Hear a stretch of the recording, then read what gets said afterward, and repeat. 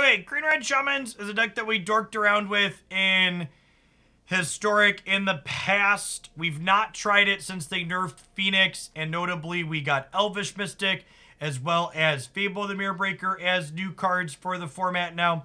The power level of this deck is largely based around Rage Forger, who puts 1/1 counters on your Shamans and lets them deal damage when they attack. This combos with Harmonic Prodigy, which doubles up both of Rage Forger's triggers to good effect. Got a bunch of other Shamans here to put counters on. We got a bunch of 3s as well as Collected Company to Elvish Mystic and Llanowar Accelerate into. Let's pop on into the Historic queue with this and see how it feels this afternoon.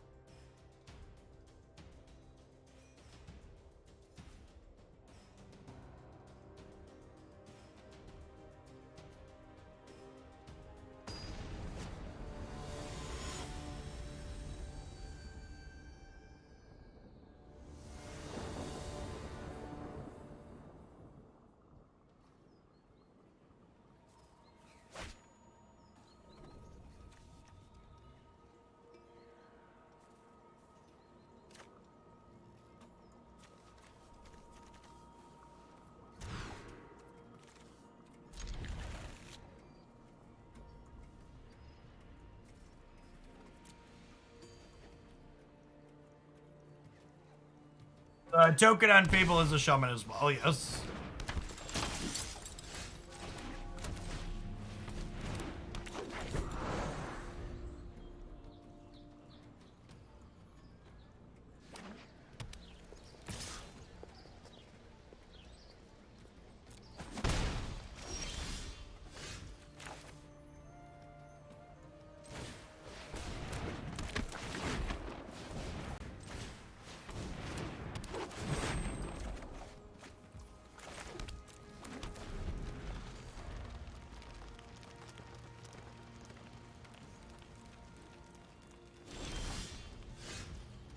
It's got a whole lot of nothing going on. Do do do do do do.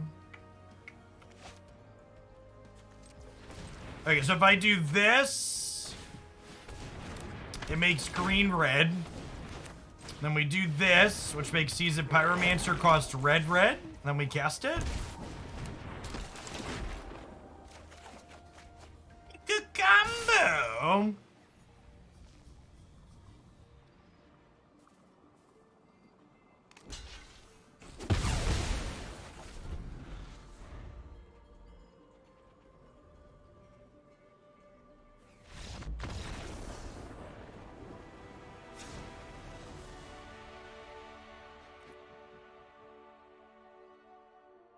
Our opponent's playing something kind of mid-range. I think we just click submit.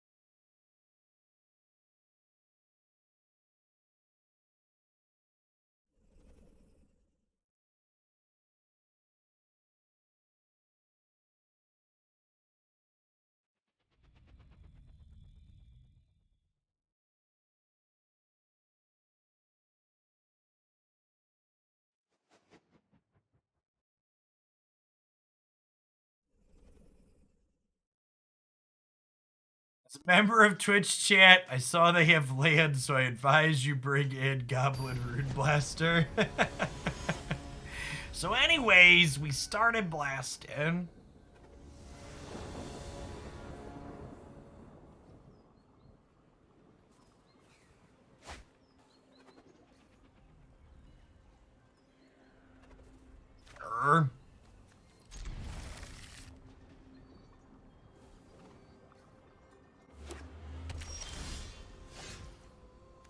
Well, they're an Esper deck, so you're missing a color in addition to missing lands last game.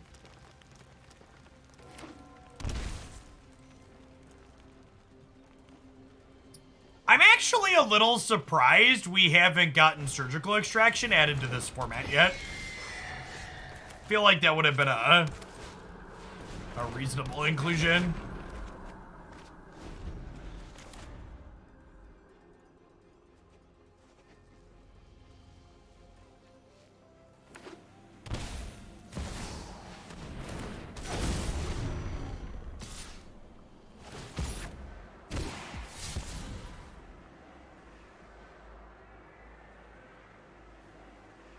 Don't discard a boat.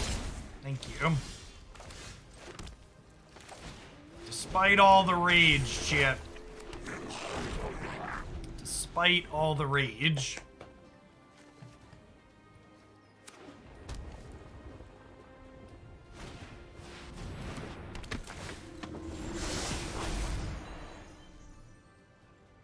Our draw without a 1-mana accelerate is looking pretty slow on going second here.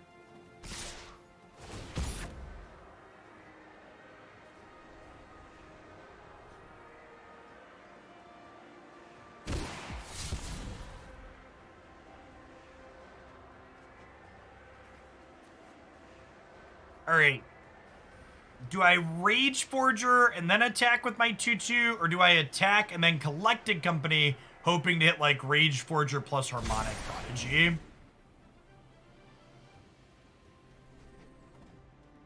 Yeah, usually this Esper next to Greasefang, Necrojo. Or like Esper mid-range featuring Greasefang.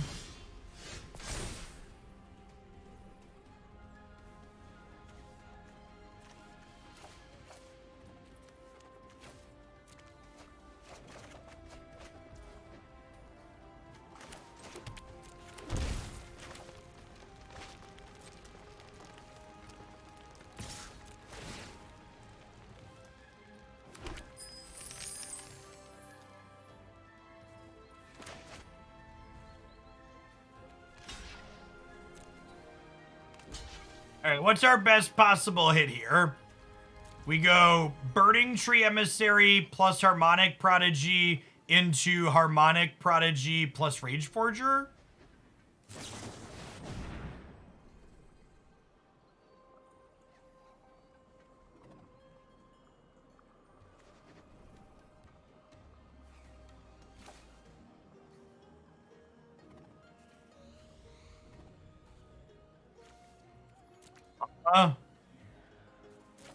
I'm not gonna live long enough to leverage Double Prodigy here is the problem.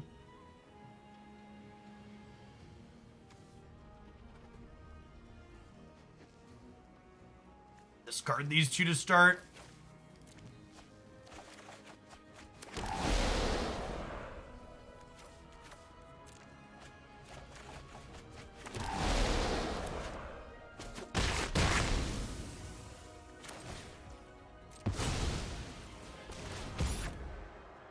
Forgot. Casting another one here gives them a connive. Should have helped the Llanowar back. Our Llanowar friend is unfortunately a druid, not a shaman.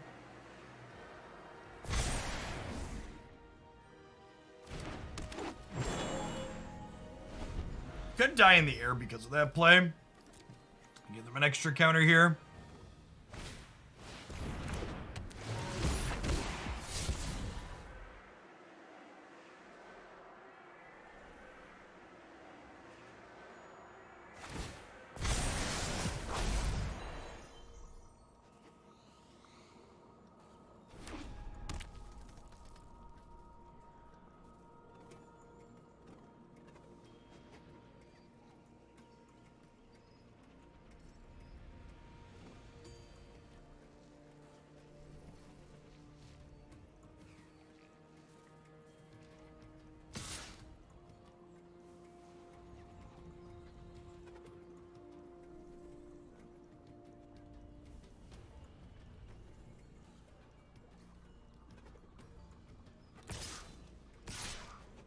I assume they want to attack with their flyers here to pressure us out, right?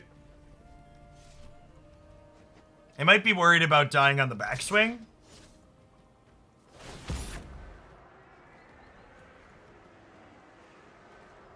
If we have a kind of crazy collected company, we could kill them on the backswing in theory.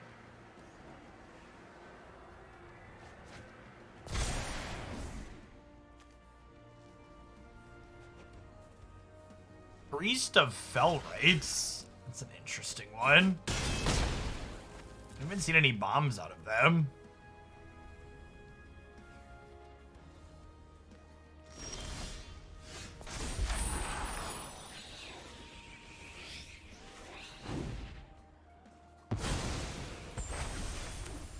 Okay, so I want the most looks possible at Burning-Tree Emissary here. So I'm going to start with Visionary, who draws 2 cards in the back of Harmonic Prodigy.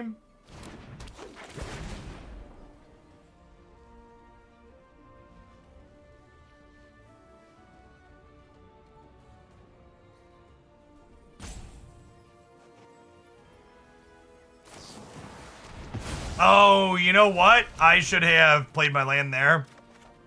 Because I could have companied in response to that. Wasn't thinking about... I figured if they had a removal spell, they would have done it on their turn.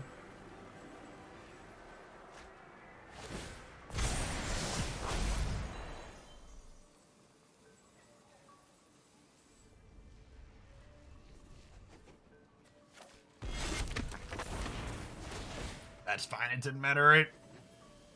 So I only have 2 shamans that can attack here, unfortunately. So it looks like we're dead. That's close considering how slow our draw was. I wonder if when I'm going second, I'm supposed to just mulligan for an accelerant.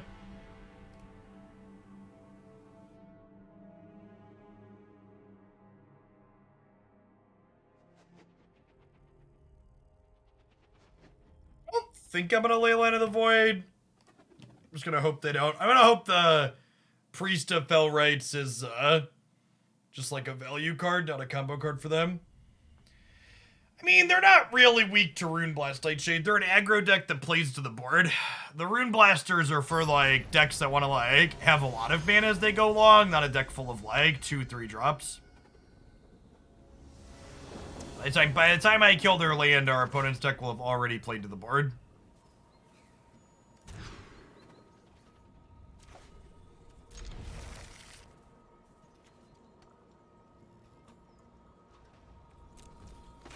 Oh.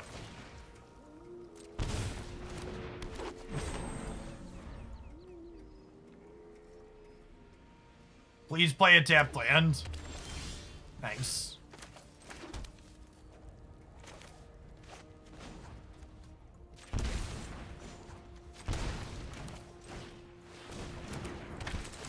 I wonder if I'm actually supposed to just play Harmonic to save Burning-Tree to double up next turn.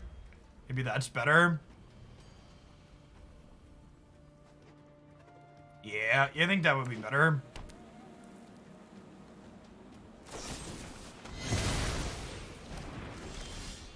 Rewarded.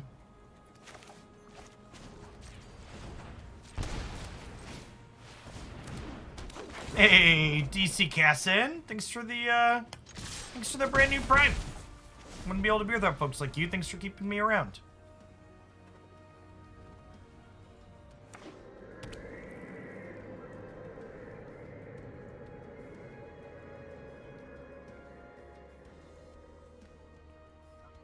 It's the word on turn 3.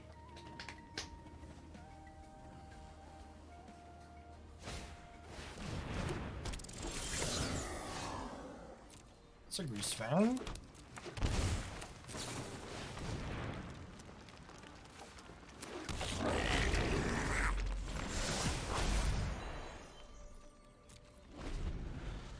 We are dead to Perihelion, right? No, Perihelion's 13. Probably still mostly dead.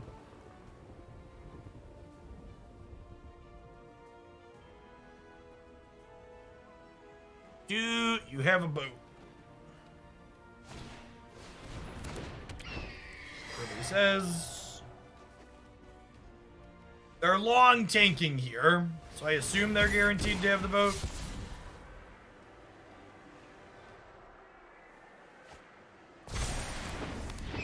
Sometimes lucky.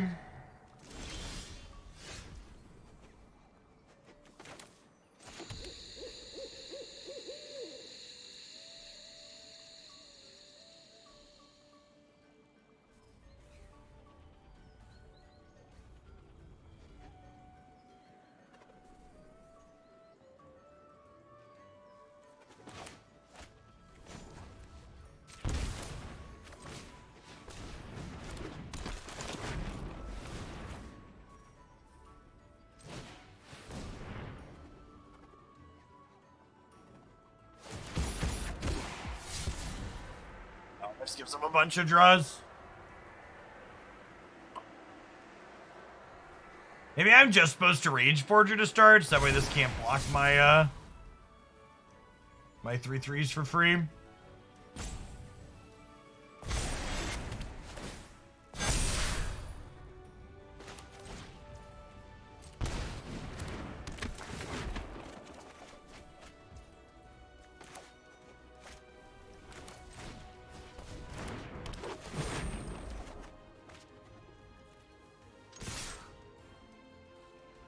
It's even worth attacking.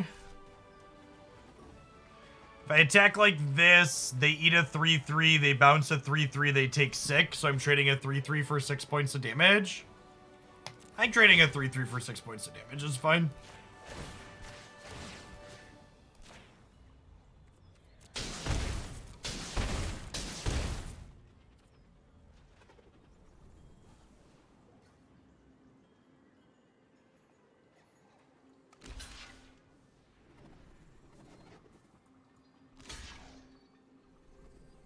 I gotta get the game over with, Kyle. Like a ticking time bomb sitting in play. Just gotta giddy up and go.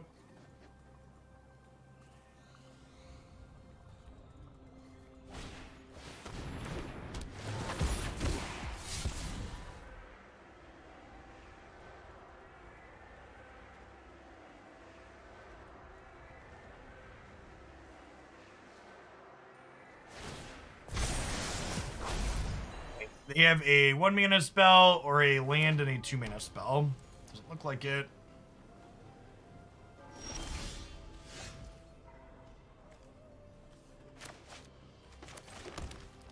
Okay, so they block my 4 biggest things. 1, 2, 3, say 4 if I use the green desert here. And then they take 4, 5, 6, 7, 8, 9, 10, 11.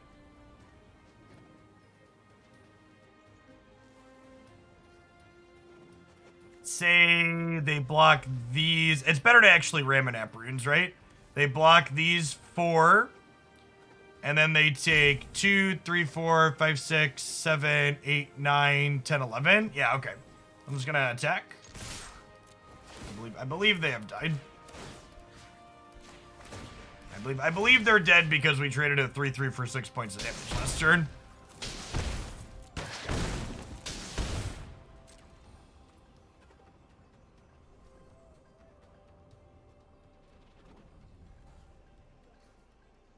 But they have a fatal push here. They save 1 more point of damage. But honestly, if they have a fatal push, they probably would have used it last turn to trigger their shredders to try and kill me, right?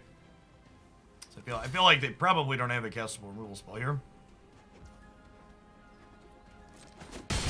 Hepshet is sorcery. Yeah, I don't need it, and Ramunap Ruins is more damage. I'm aware Hepshet's a sorcery.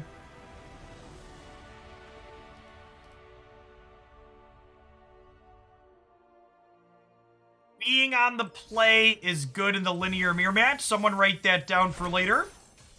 It's an important note. We're learning new things about Magic the Gathering.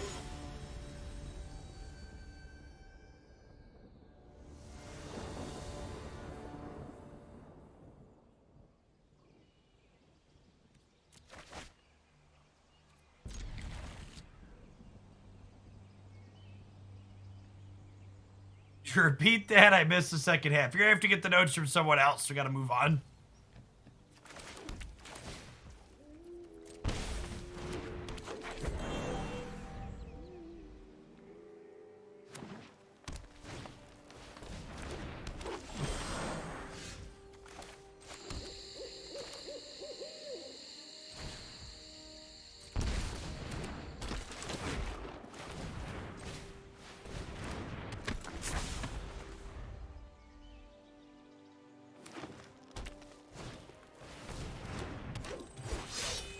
Ooh, I wonder how this race goes. I feel like having double Rage Forger has to be more favored at the moment, right?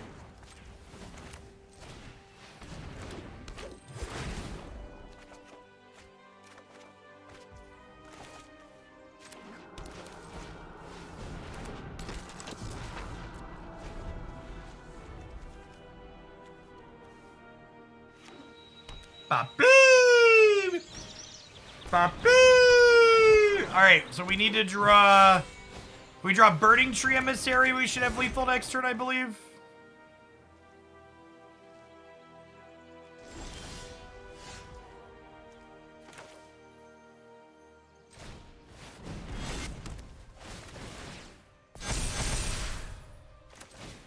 Yeah, we might actually be too slow here.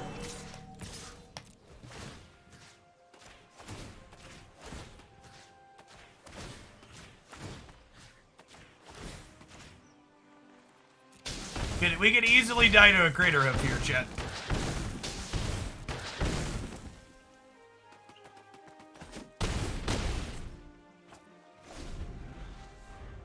Am I dead yet?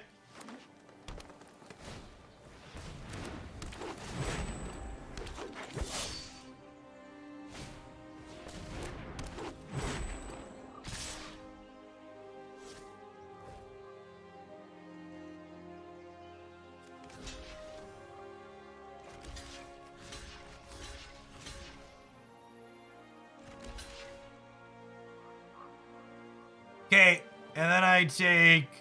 Oh, are they going to be able to activate War Master too?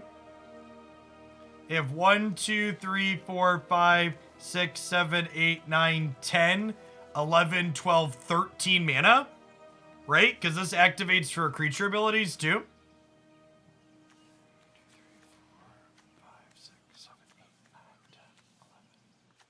13.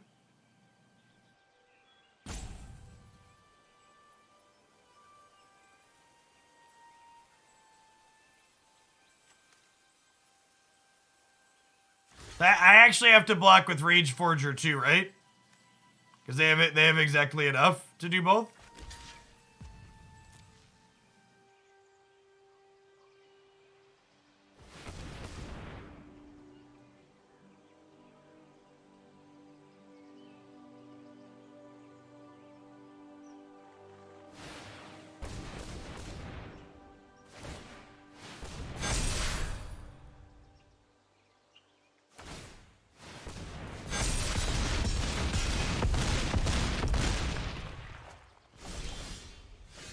Unfortunately, I just don't have lethal on the backswing, right?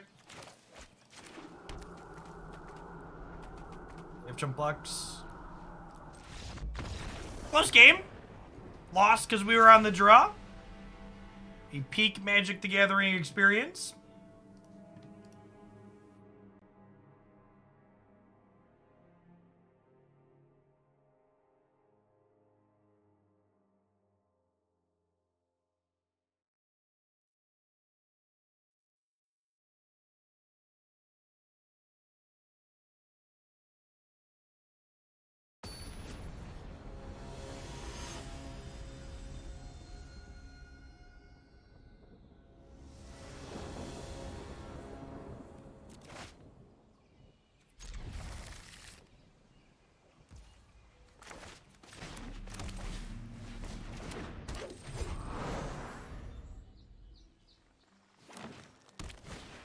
Alright, I think I'm just gonna flood the board here. With Rage Forger, we're definitely just flooding the board. Storm is 1. Storm is 2. Storm is 3.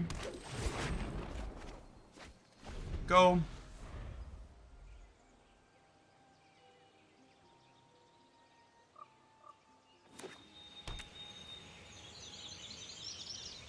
Oratog with the $100 donation to do some vintage cube. I am happy to install Magic Online again just for that. Let me know if there's a particular day and time you'd like to see. We're doing Arena starting at, or we're doing Magic starting about 10 a.m. Central most mornings.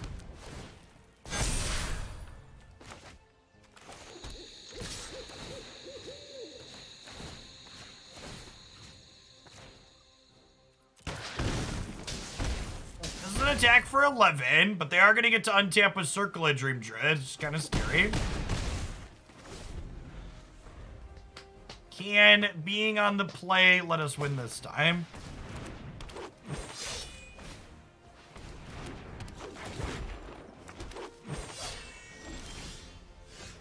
Or talk. I'm gonna plan for Friday then, I think.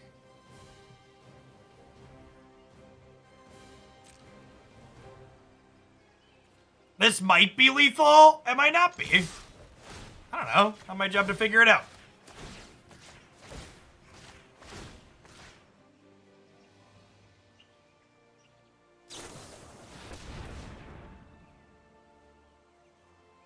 So, Twitch hasn't technically published their new terms of service yet. They've just said they'll no longer be enforcing the exclusivity clause, and they will be updating the partner terms of service sometime at the start of next year.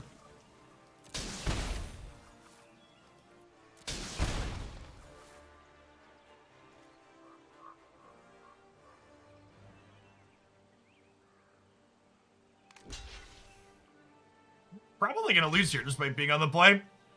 Their linear draws just seem better than us.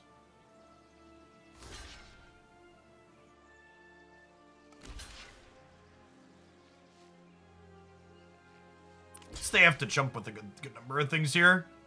So maybe we have a shot. We'll see. It's gonna be close.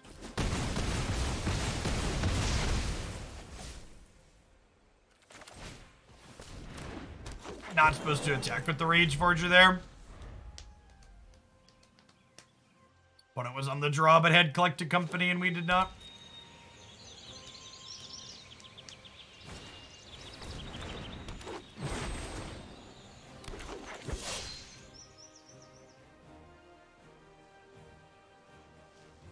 Another Rage Forger piece of card advantage to find a Rage Forger here now.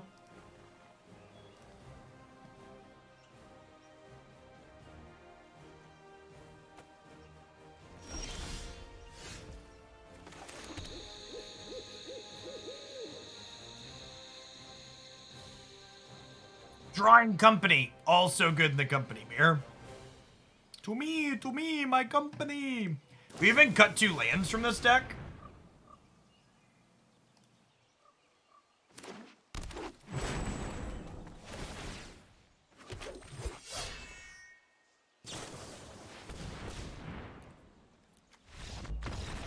That'll do, pig. That'll do.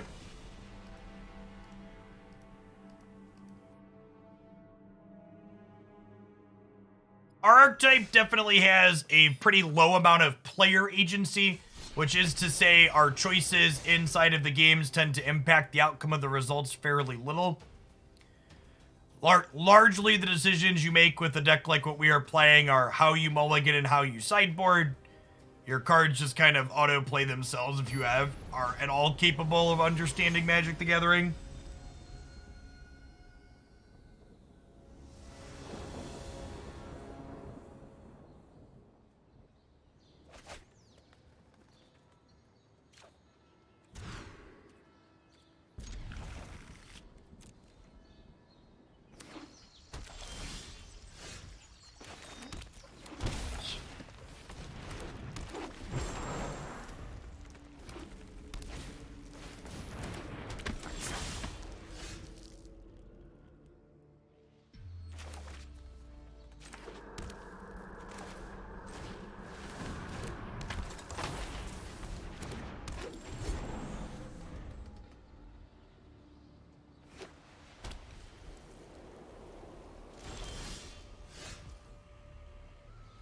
No plays? How unlucky, opponent.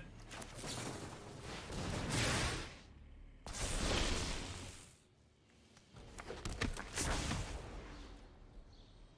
that kind of a feature of most linear decks? They do one thing and all of the cards... No, so that's actually decidedly not the case. So linear means that... you don't necessarily care about what your opponent's cards do, or that you're not interacting explicitly with your opponent's cards, but a linear deck isn't automatically low player agency.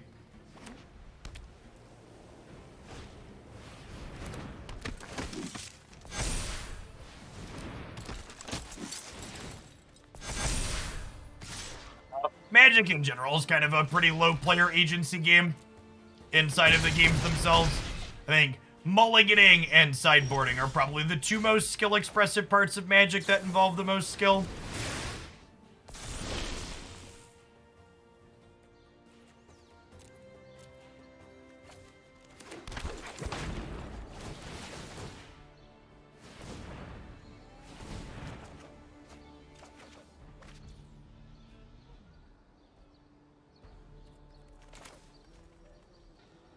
Can I survive another turn?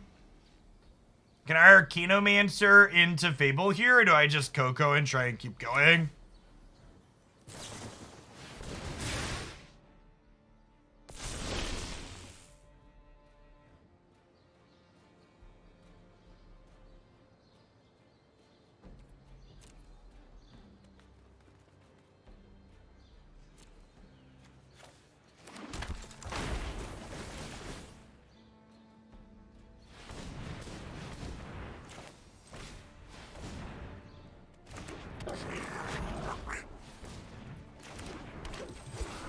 Yeah, I think that's a great shutout. Modern Infect is a good example of a linear deck that tends to have a good amount of player agency.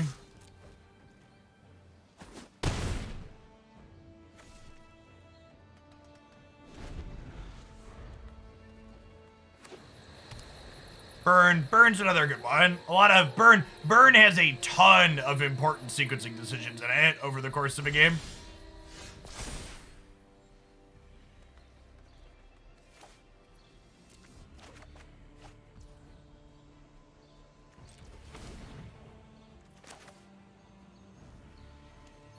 Well, actually...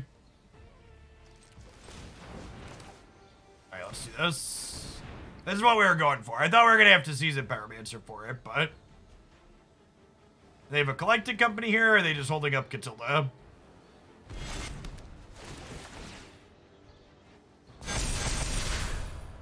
Bump up the jam here.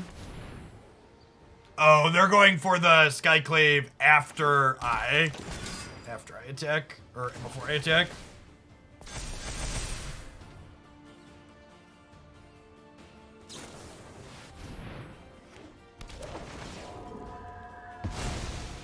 All right, they got there.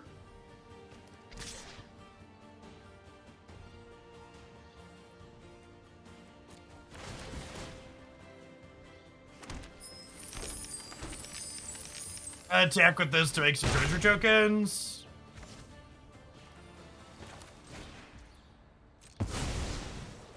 So I've put a stop on my main phase here because Seasoned Pyromancer triggers 3 times, and if I draw a collected company with the first or second trigger, I want to cast it before the subsequent trigger resolves, discarding it from my hand.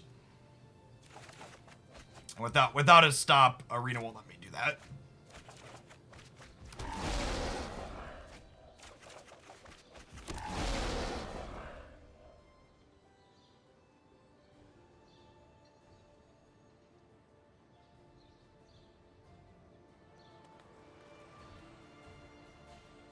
I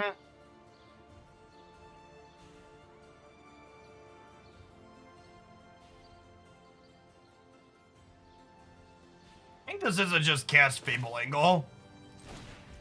Because I can no longer cast Pyromancer and Company this turn.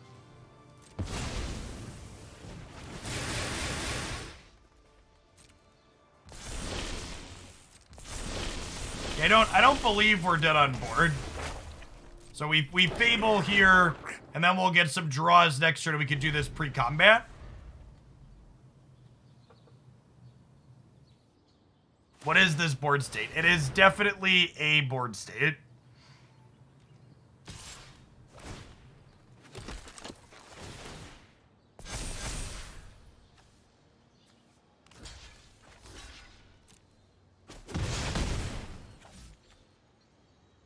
Oh, we're through 3 Cocos already, too.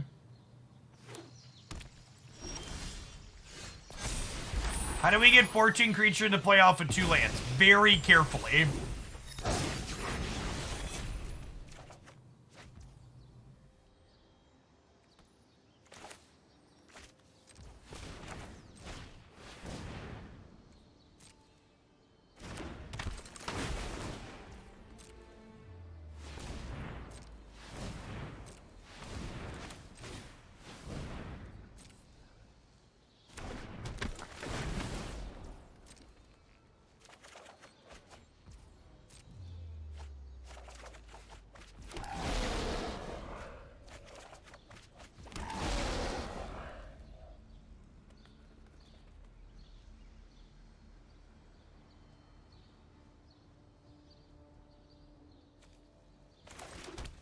This is some mobile ready stuff. Yes, big mobile gamer ready energy. For sure. I'm gonna throw these away to make 6 treasure tokens. It's raining money. Hallelujah, it's raining honey. Do, do, do, do. I mean, we've cast 3 collecting companies this game, Chip. The real crazy thing is we've only had 1 Rage Forger and 33 cards.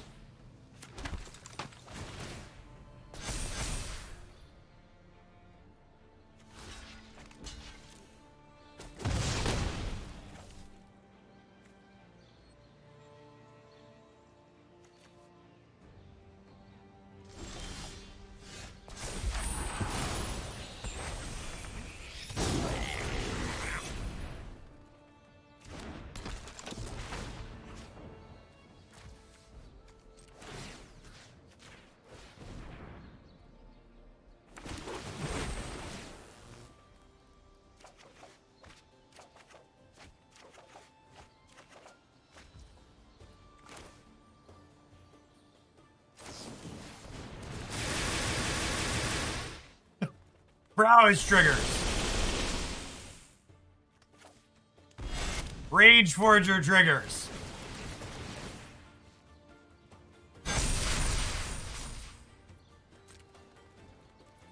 Magic Arena crashes now triggers. Thank you for not making me click opponent. I appreciate you. They could have made us click a whole heck of a lot there, shit.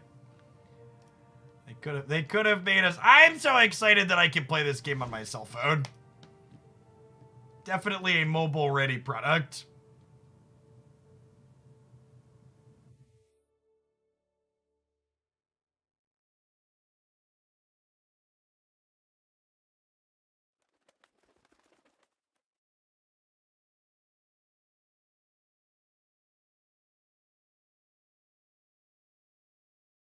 The Pokemon Unite producer confirms that Thea Sky Runes will replace Remote Stadium on September 2nd.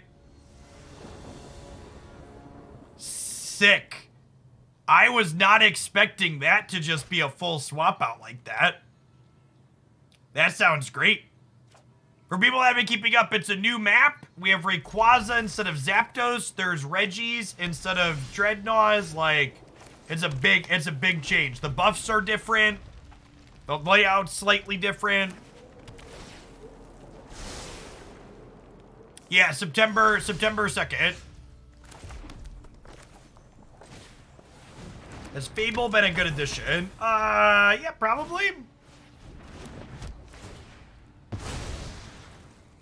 We also get Mew on September 2nd, chat. For those of you that are fans of that adorable Pokemon.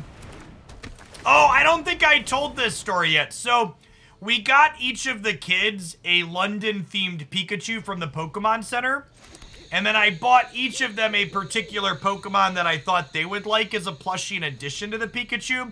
And then I also got some for myself. And for Haley, they had a Munchlax there, and she's my baby, so I bought her the baby Pokemon. And when I gave her the Munchlax, she said, no, this is for Dadai, and she gave it back to me, and then she took my Mew. So either she really just likes Mew, or she was calling me fat. Maybe both? Maybe both.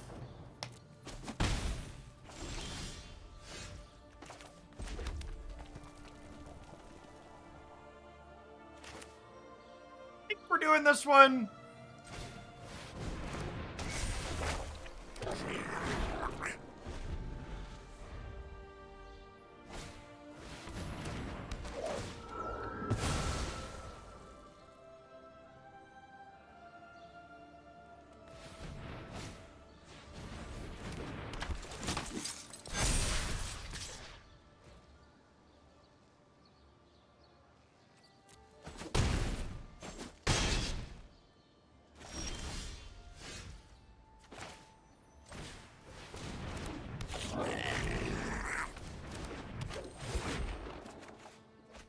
Oh, wait, I could have Boseiju'd the portable hole in here, huh?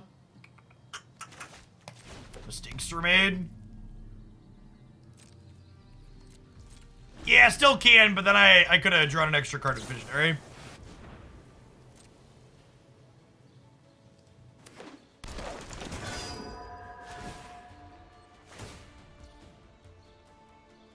Well, so my switch to doing more of my variety, we're dead here. My switch to doing more of my variety stuff on YouTube, Steve, is because even if the numbers are the same or worse than they are for my variety stuff on Twitch, streaming lower average viewer count stuff on Twitch hurts my total average viewer count that advertisers look at. So if I focus on primarily doing Magic stuff again for live stuff on Twitch, my average viewer count will be higher, which gives me more ad power basically when I'm pitching things to you. Various sponsorships.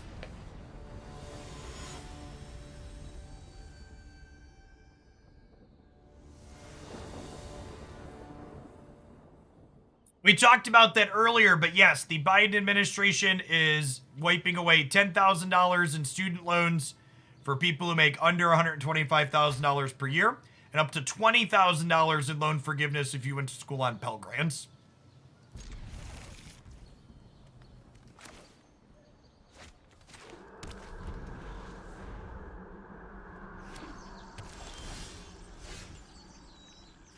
That flexibility also means I'm gonna get to do some evening streams, which should be fun. Like I play Unite in the evenings a lot, but I wouldn't stream it because my viewer count's lower in the evenings. So whenever I do evening Unite sessions moving forward, I'm just gonna fire up the stream on the YouTube channel now.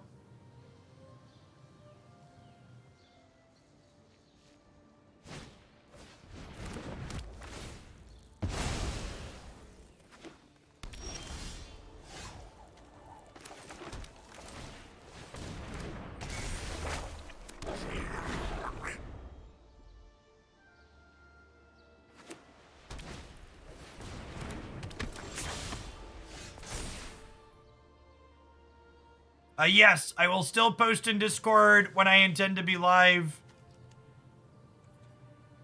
I think I'm just only going to discard one card here. I want to keep these Visionaries. So I get to do this.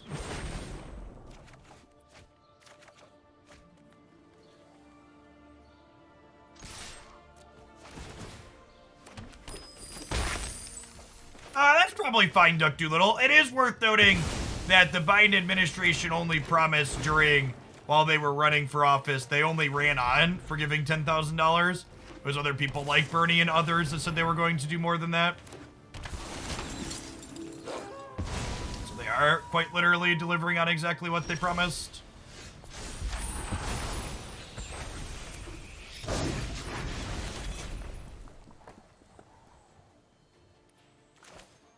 I'll go ahead and Rage Forger here and then attack, I think.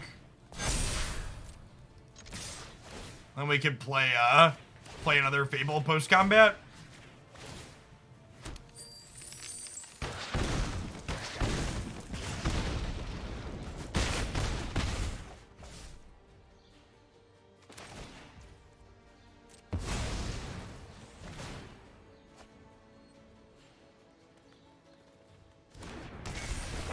I've seen people throw out the $50,000 number, but I haven't seen a direct link to a source of him saying that. While I have seen links to talking about explicitly $10,000 multiple times. So if you have a link to reference on the 50,000, throw it out in chat. That are the words coming out of his mouth or official campaign statement.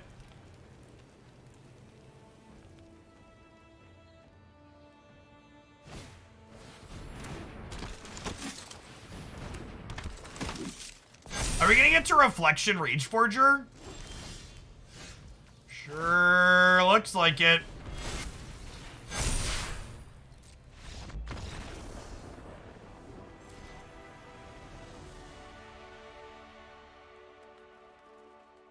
Good stuff, good stuff.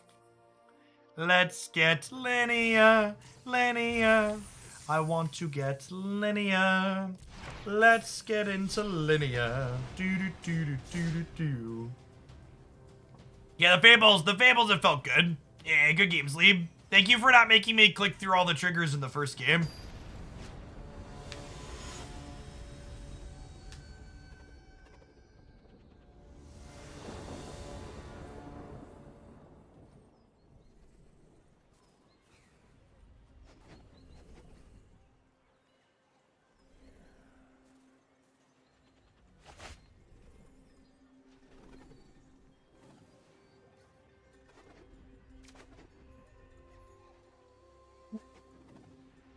Man, that hand's so good if we had untapped green.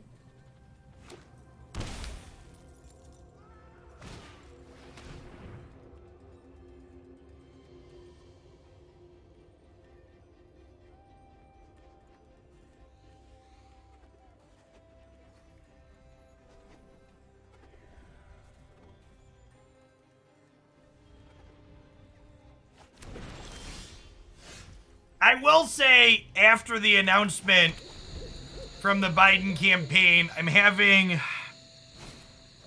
What's the word? It's a word. I haven't said it a lot in the last few years. Hope? Is that, can someone fact check that one and make sure that I'm saying the correct word there? Is that hernia? Maybe hernia is correct.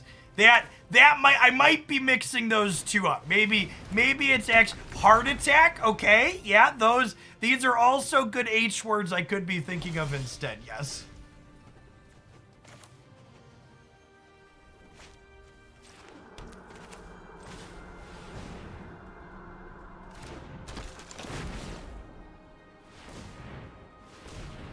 Okay, so do I Visionary into Fable or do I just Coco?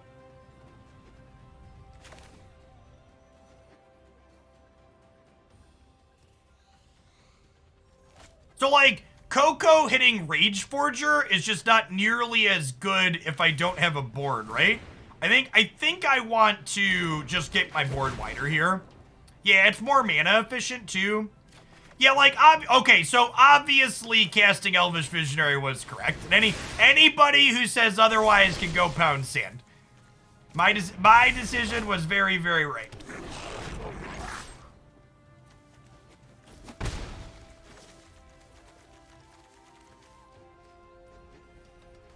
Poker face, poker face, my.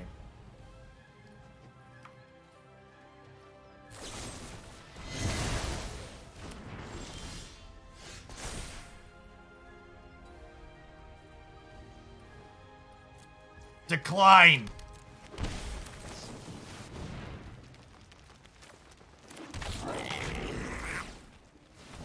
Ah, not quite enough, Chip. Not quite enough. We've had first company, yes, but what about second companies? This red-black deck chat can't even beat a field full of grizzly bears.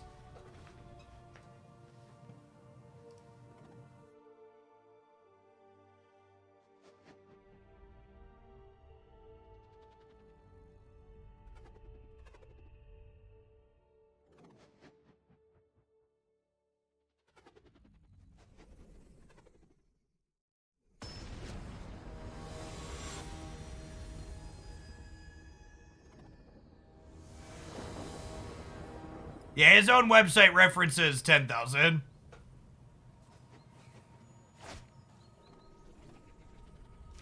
His own website references 10,000, which is probably the most accurate source, I'd imagine.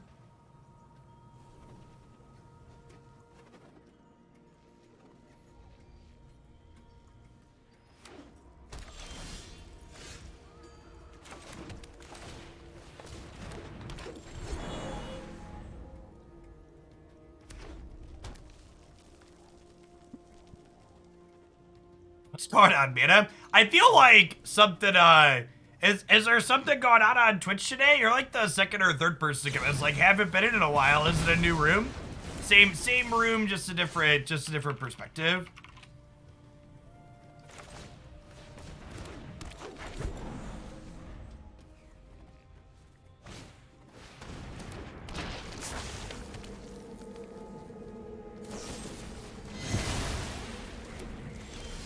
If Haley took your Mew, did she give you her Squirtle, your Squirtle back? Not a chance.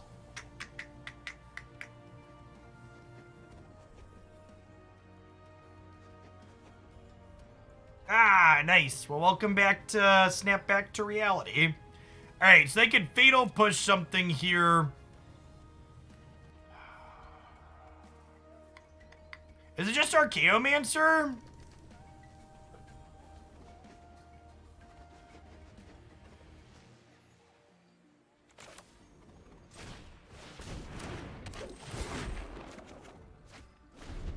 Like, I was gonna Visionary here. Vision is scary. Start a revolution. Polluting the airwaves. Thoughtseize is a bit of a disaster. I was hoping they would just flashback Fatal Push to the Visionary, but now that they get to Thoughtseize, flashback Thoughtseize, we kind of get shoot up and spat out here. Although I guess they kind of have to take the Seasoned Pyromancers, right?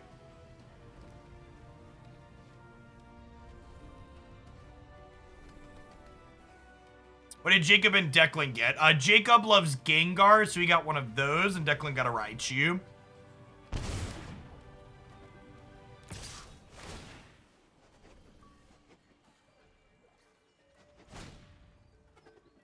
I need to take a good picture. Christy and I have been playing catch up, trying to get a bunch of stuff done, so I haven't taken good pictures yet, but we came home with like a whole suitcase full of stuff. My check bag was basically empty when we went to London, and we were pressed for space on the way home. to say the least.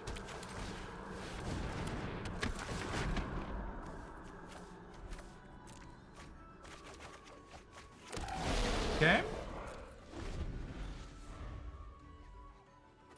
I think we're mostly caught up now. I finished, the Pokemon Company asked me to write a post-Worlds format summary, like summarizing the event and talking about what went on there between the teams and in the games. So I had to get that written because the deadline was today.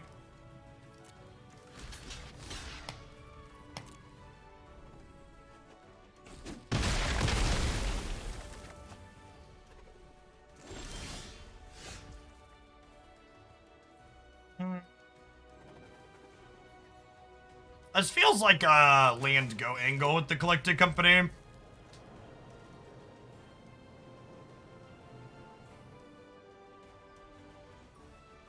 Yeah, they were happy with my summer article leading into the event.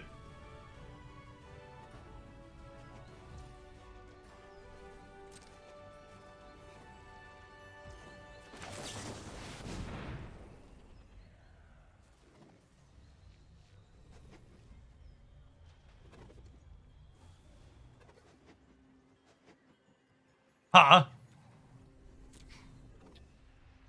Do I want to turn Pyromancer and Fable into 2 random cards is the question. What's going on, Gloxic? Thanks for the 3rd of a year. Welcome back. I kind of think I do.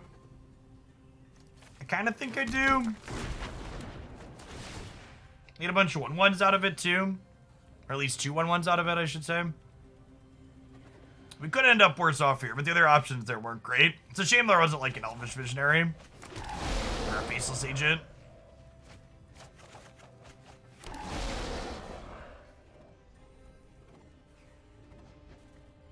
This was during their end step, Nightshade.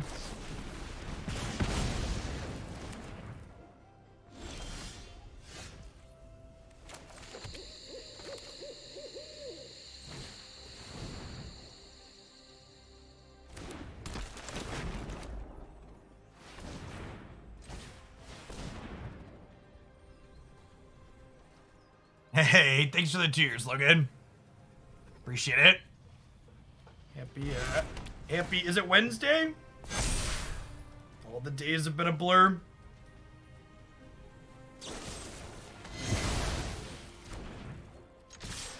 I'm gonna trade a 1/1 for 2 extra points of damage here, I think, because they could have sweepers in their deck, so I think I want to cash in these small creatures for chip shots here while I can, before they potentially disappear.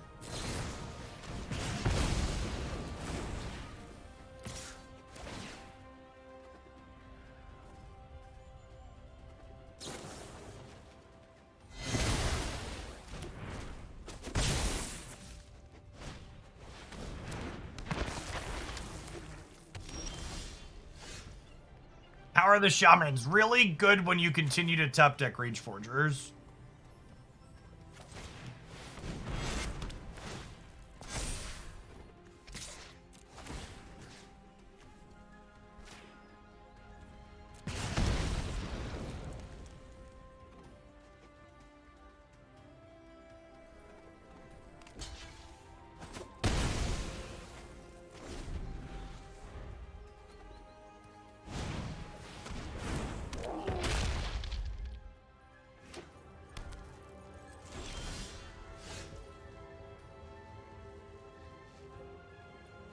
I think I'm down to trade Pyromancer for Bone Crusher here.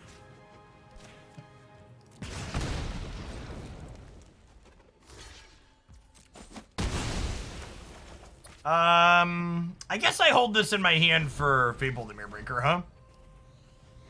I still have 3 of those in our deck.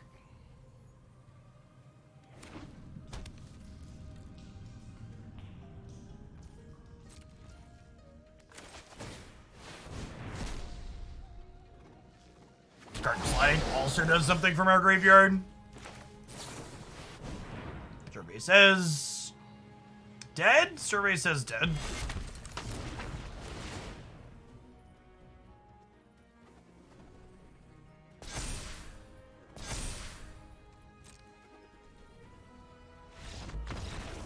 They take 4 triggers with 2 Rage Forgers plus Shaman. They chump block here. They take 4 more.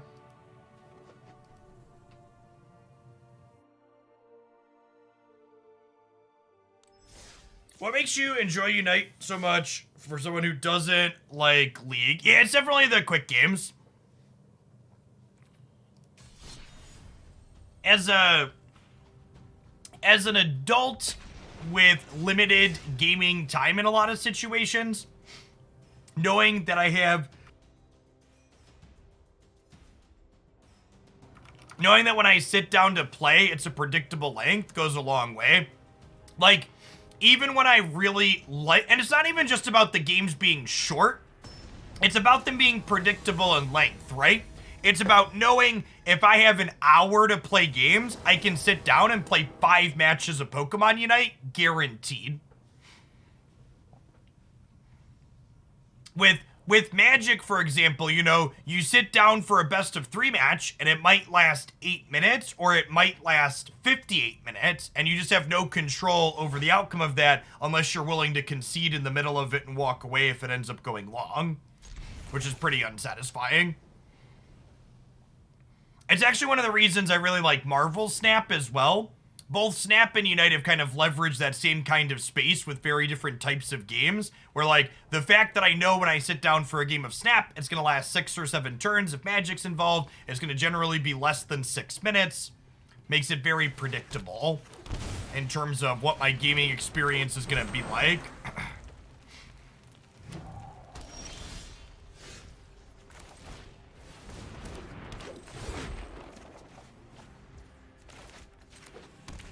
I played a lot of team games in high school and college.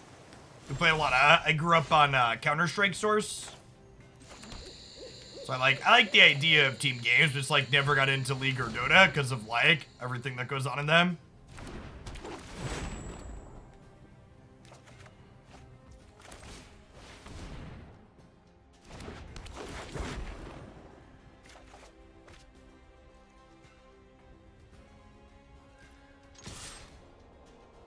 I also like Unite from the perspective of, I think because the map on Pokemon Unite is so small compared to League and Dota, I think Pokemon Unite rewards good macro play more than League and Dota do. Being in the right spot at the right time is more important than how you press your buttons a lot of the time. Obviously, button pressing is important to a degree, but I think it's less important than having correct rotations. Well, that could be good for later, maybe.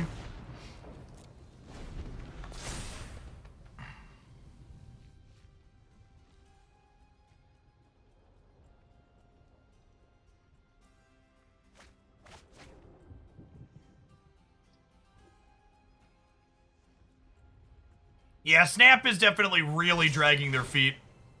on a full release, which is sad.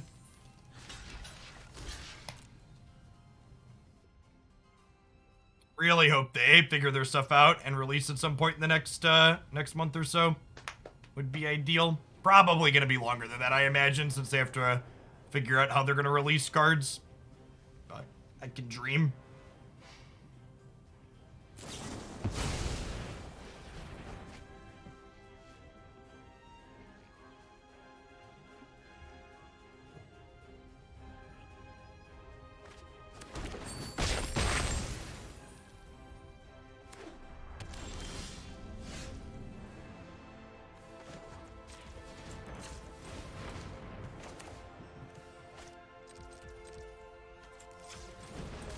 Alright, so in theory, we could find a Rage Forger and kill them here.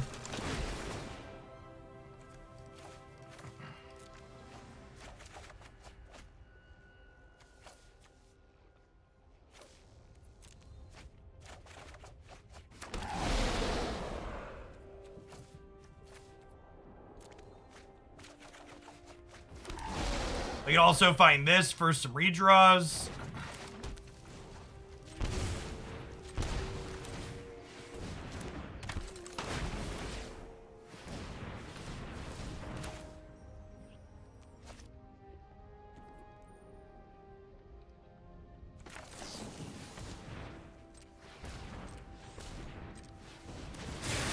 Want to leave my red mana available here.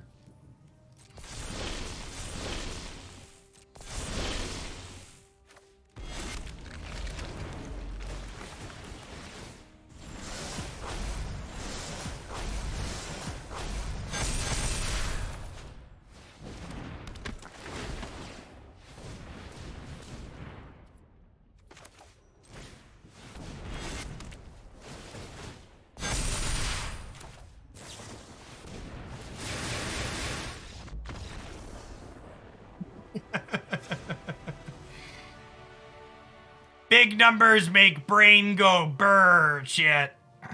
Big numbers make brain go burr.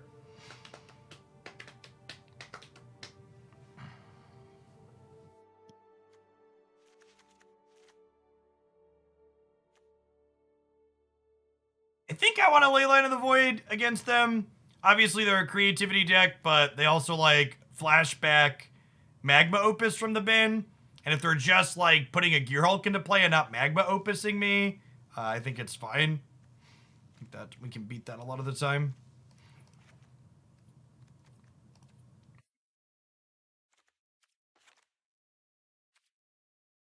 It only took me about 3 years to remember to sub 12 times. Well, thanks for clicking it when you do, Director Dunn. Appreciate the support.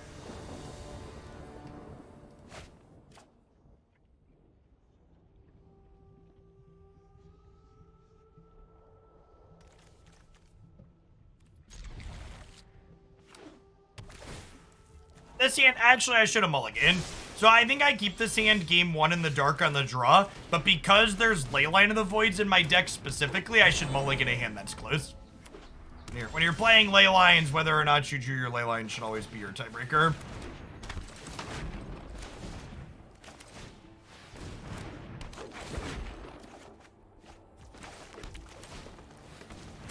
Well then.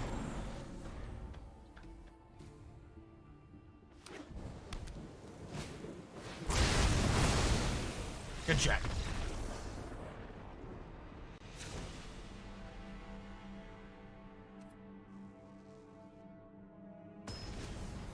Ooh, I wonder if I'm supposed to bring in Reclamation Sage against their... Yeah, I'm probably supposed to bring in Reclamation Sage against their Fable the Mirrorbreaker deck.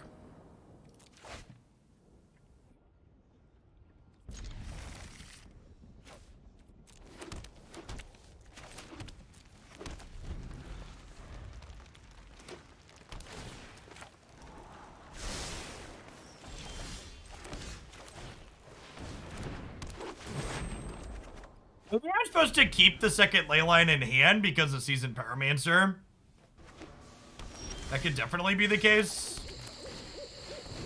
It worked out because I have 2 other bad spells, but putting both of these into play might have been wrong.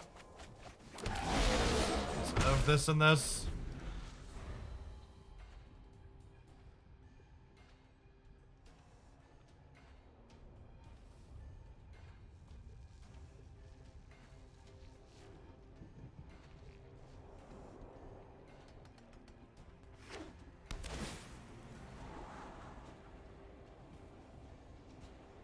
If they don't interact with my board here, I'm just gonna attack them for 5 and pass. There's no reason to play anything else out into an anger for next turn.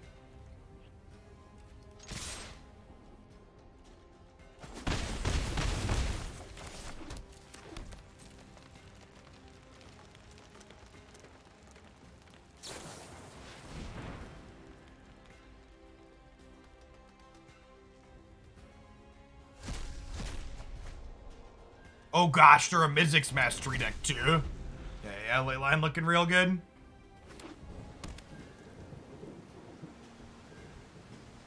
Well, they could be playing something like Brazen Borrower to bounce my enchantments, for people saying, what if they destroy it, sarcastically.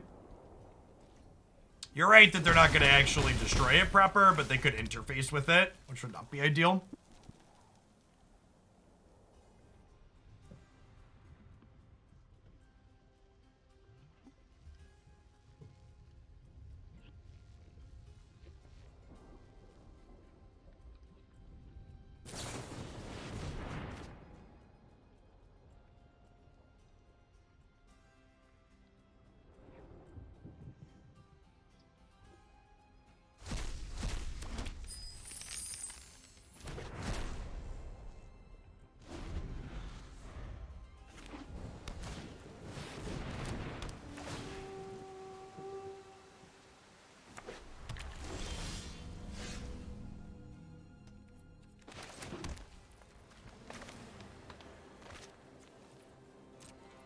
I'll trade in 2-2 for 3 points of damage here.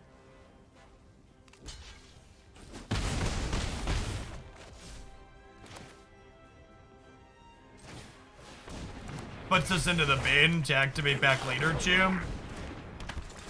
Obviously, they're gonna hit an anger and we'll be sad, but we're supposed to start going for it here.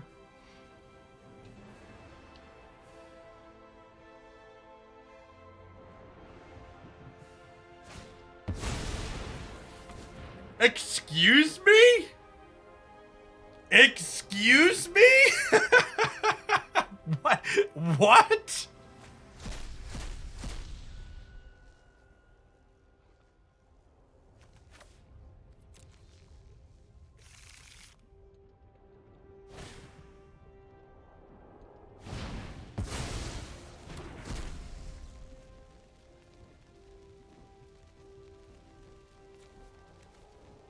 All right, not the Torrential Gearhulk deck I thought they were, turns out.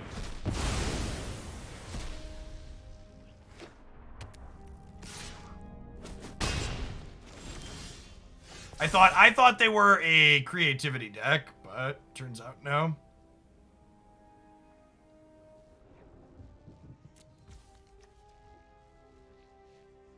Wait, did they not reveal anything? Did they just get nothing?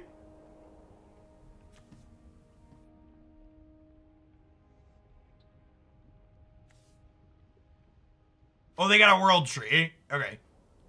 So they're probably going to ultimatum again. I think I Harmonic Prodigy and just pass, right?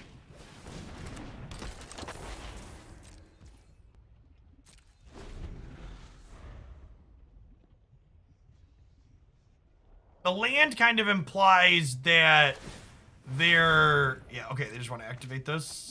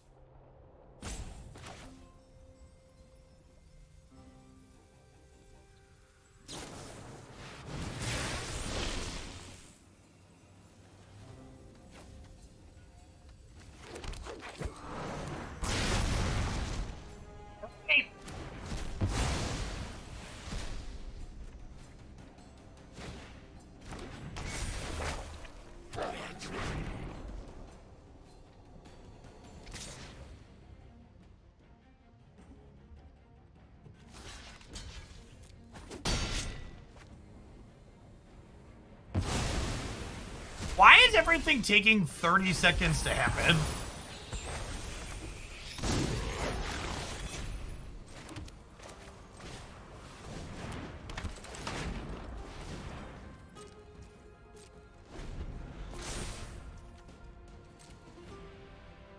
Weird game.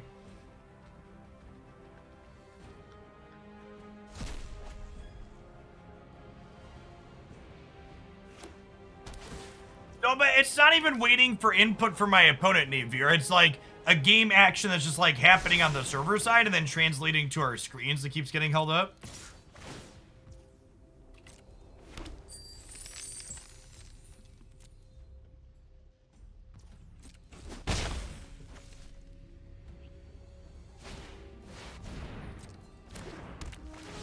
Ah, that trade because they had another Golos. Sure. It still stops them from activating it for a turn at least, right?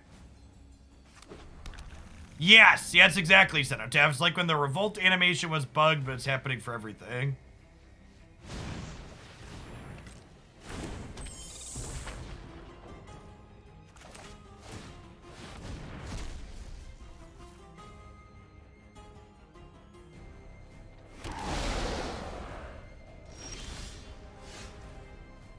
Man, we're in potentially a fine spot if we drew a decent creature here to copy with Reflection.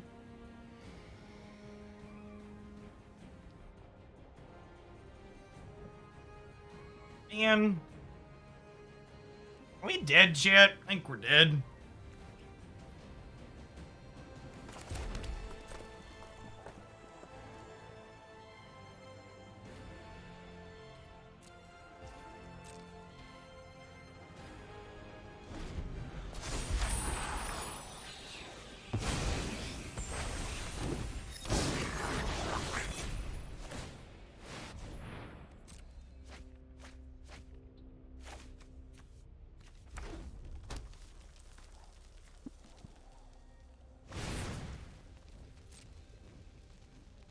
There's gotta be a sweeper in their board, right?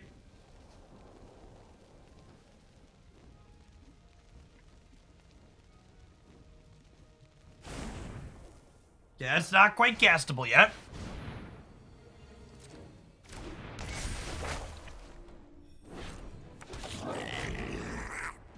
We're still looking at a lethal Rage Forger here, chat.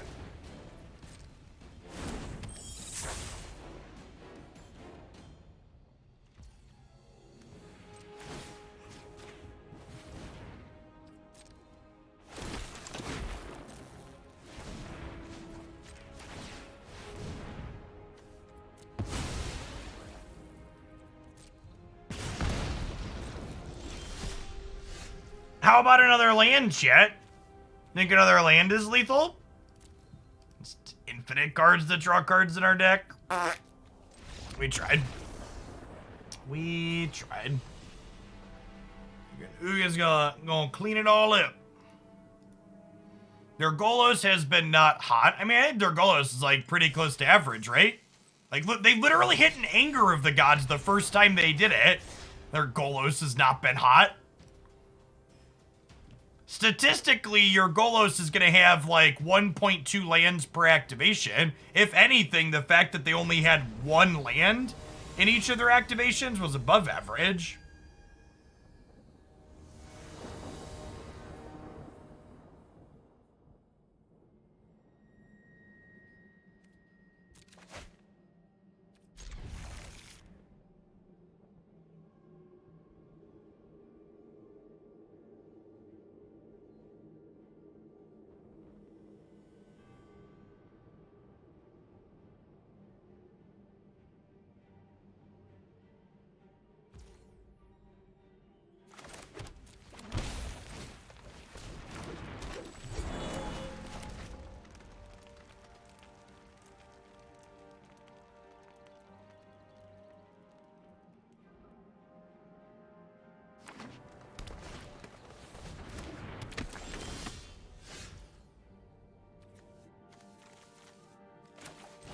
Putting my Grizzly Bears into place, they can attack next turn.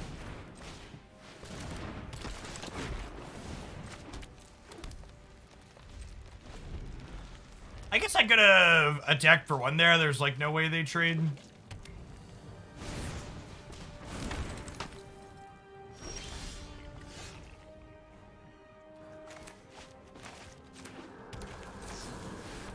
Let's save this for after we company. Because we could do that.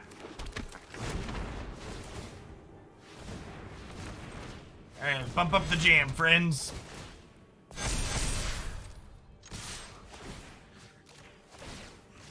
Swing for 16. Sorry, swing for 12. Math on turn 3. Not bad.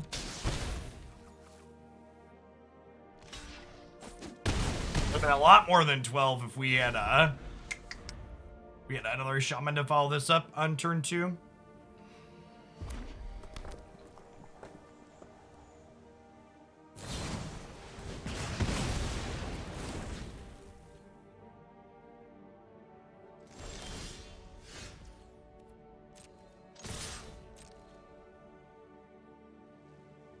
They jump and they go to 2. Our opponent's deck seems incredibly fair. I wonder what digital specific cards they're playing. Maybe they're playing some of the what's it called, adventures?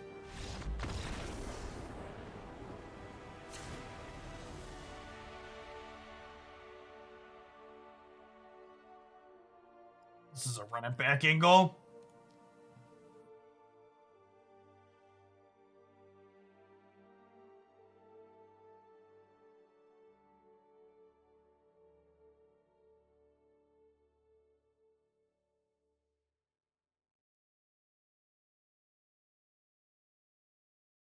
Yeah, none of the adventures that I saw in Baldur's Gate really popped out at me as being particularly exciting.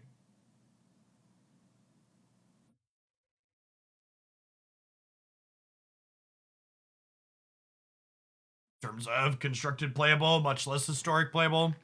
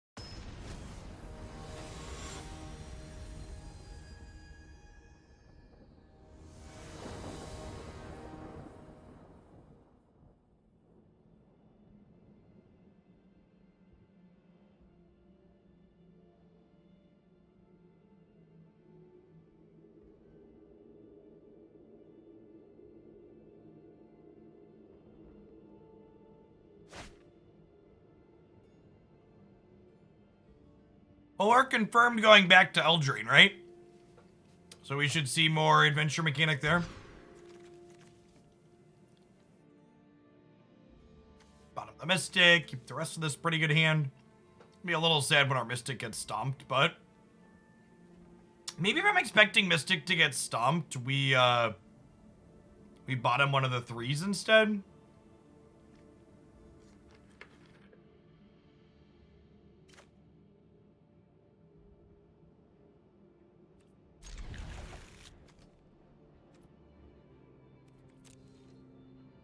This might be crazy. Call me, maybe.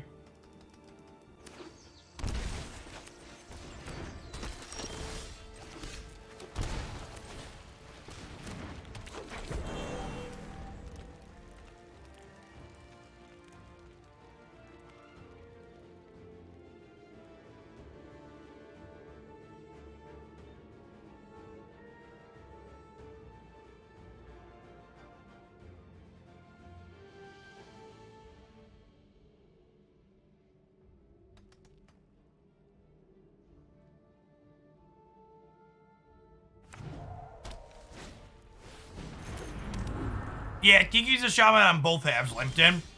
The token's a shaman, and the reflection on the backside's a shaman.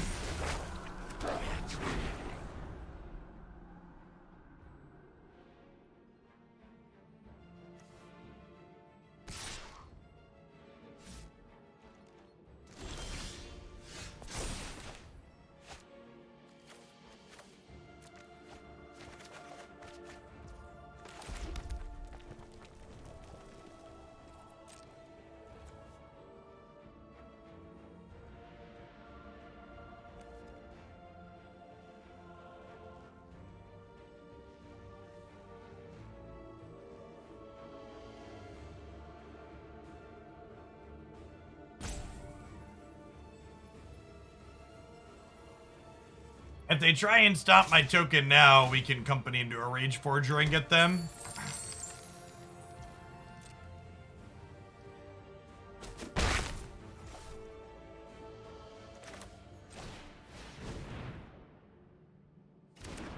Just gonna go wide here, I think.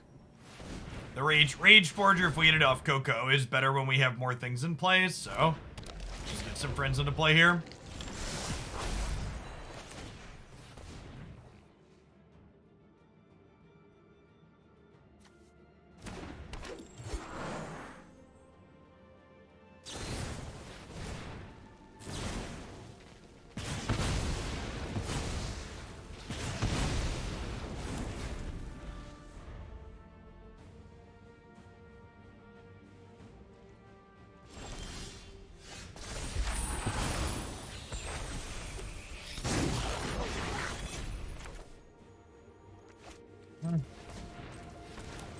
Some more Shamans into play before we company here.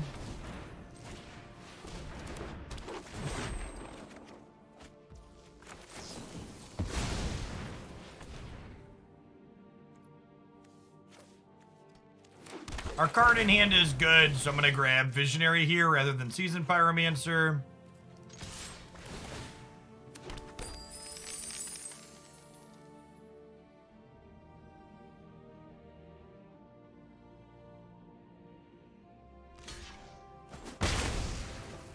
Do you think they're playing, like, Deafening Clarion? I guess they could be on Divine Purge, but then that would get their Lucky Clover, right? I think I'm going to go ahead and Burning-Tree Emissary and Coco again here. So that way, if they have a deal 3, Rage Forger beats it.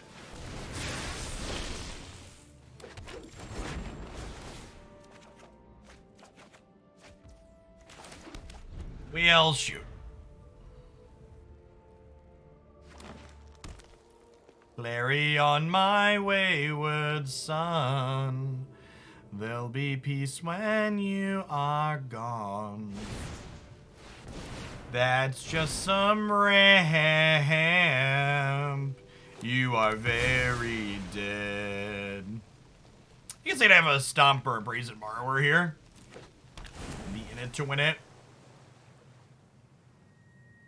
Feels like some Brazen Borrower energy here.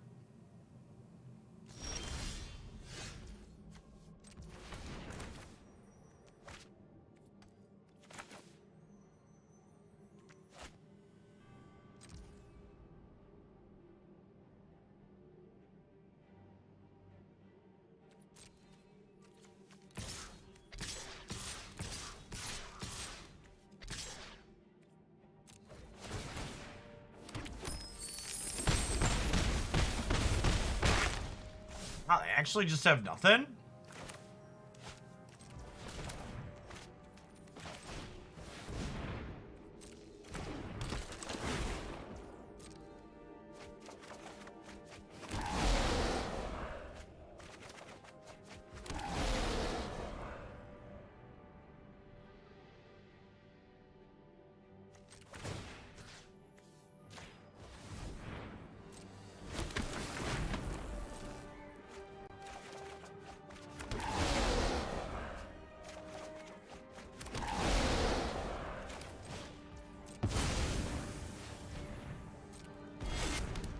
I'm gonna get punished for playing around Borrower if they have a sweeper.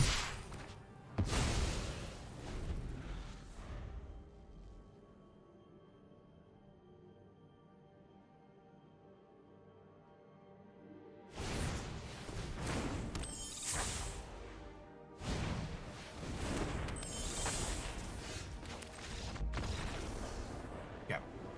Weird.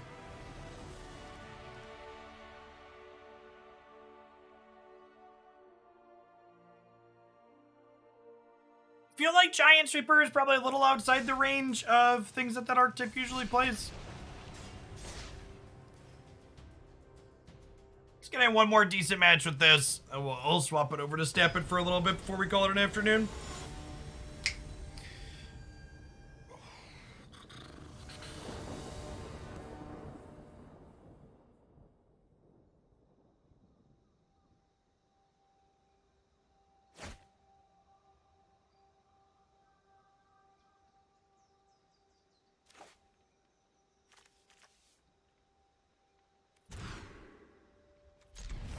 First hand was a little slow. This looks better. Yeah, we have eight 1-mana dorks. Feels like mulliganing for them is generally a good idea these days.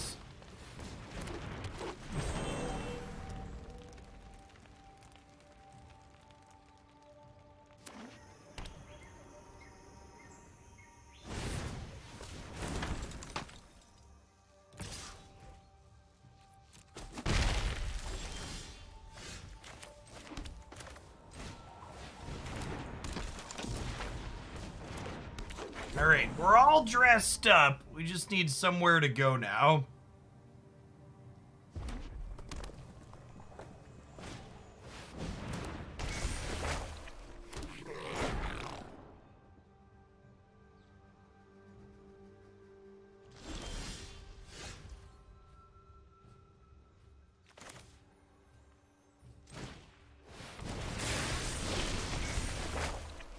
Yeah, Historic's in a like a pretty good spot at the moment after they adjusted things.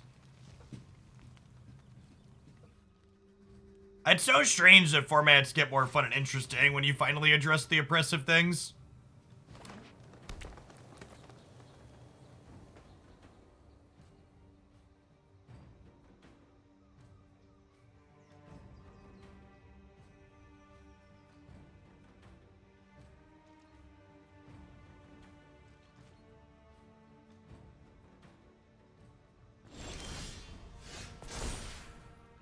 Yeah, we'll definitely do a constructed set review after everything drops.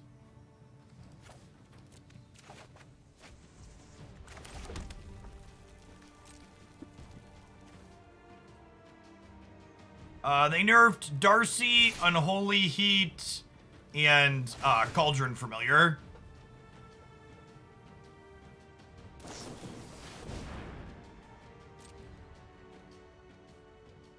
Mr. Biden delivered exactly as much student loan relief as he promised during his campaign. It's less than many people wanted, myself included. But he kept his word. I'm just drawing 4 cards here, right?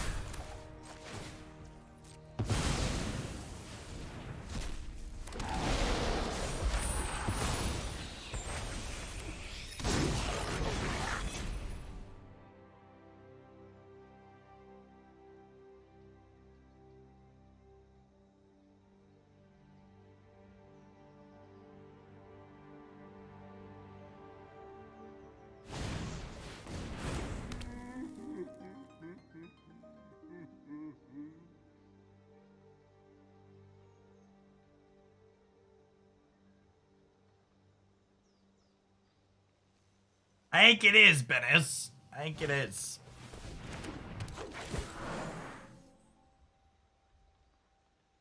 Oh gosh, they could have given their reflection haste.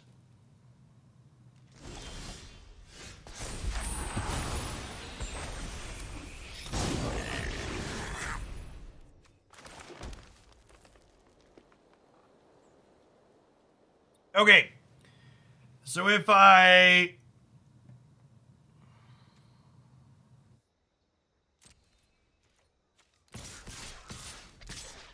smash with these, they eat a 4/4 and they have to take trades with the others. We'll trade down a little bit, but we'll clean out their board and we'll hit them in the face for 8. So I think that's a good exchange for us.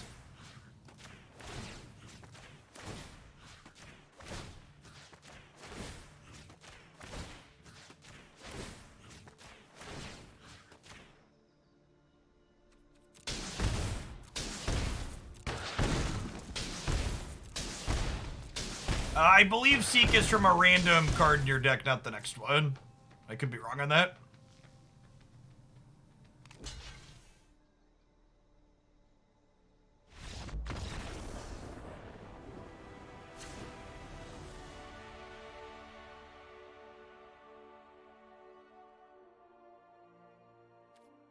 Despite all our rage, we wiped our opponent from the page.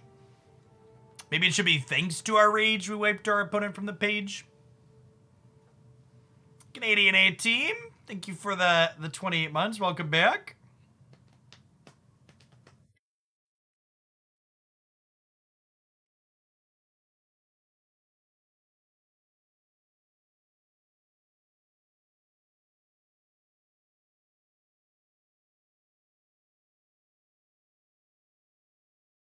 This deck is definitely big, not good, kind of great energy. Agree with that.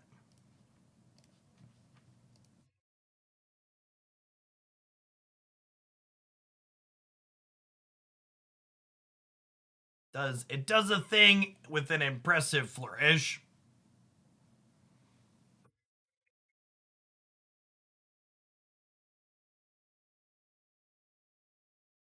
Yes, Seek notably does not shuffle, is accurate.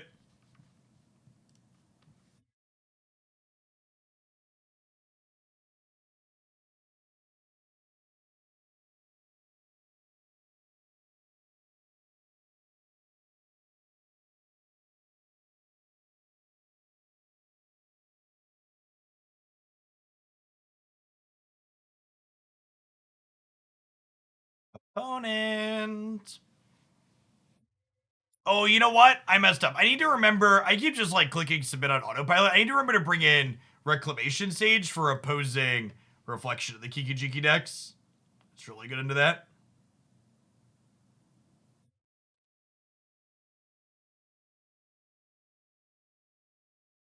Oh, we got some Forspoken actual gameplay. I'm looking forward to that one.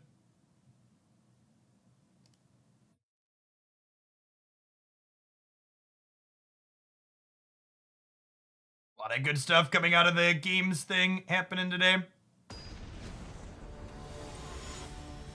one of the new titles I'm really looking forward to this year.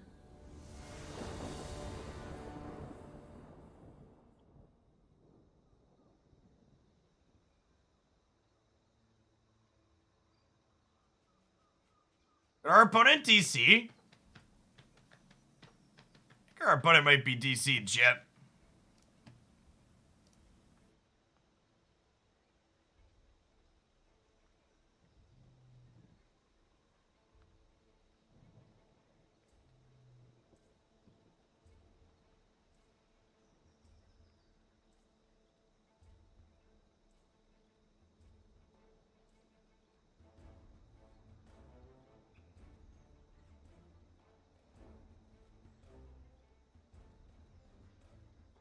That looks kind of sweet.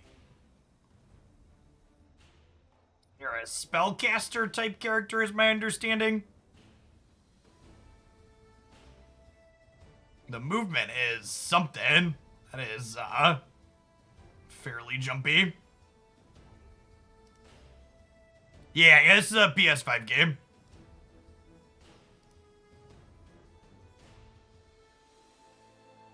The pause on slow-mo to let you grab points with precision is nice.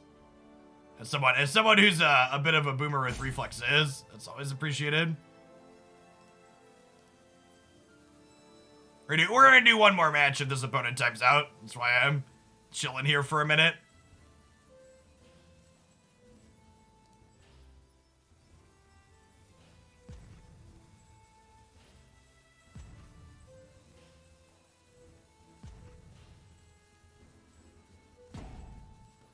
Sweet one to watch for. We're gonna do some more Genshin next week as our next variety game. That's not Snapper Pokemon Unite. And there's a few different single player things like Forspoken, the new God of War, the next Final Fantasy FF7R. There's a few of them that I plan to do when they hit.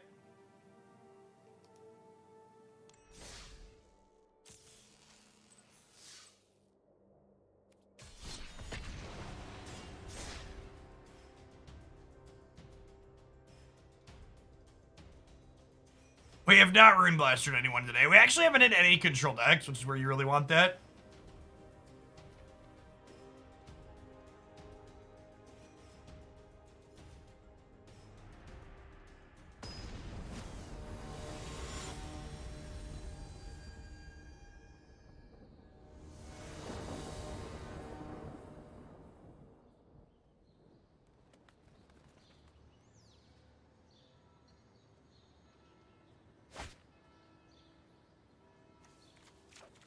Definitely mulligan at 7.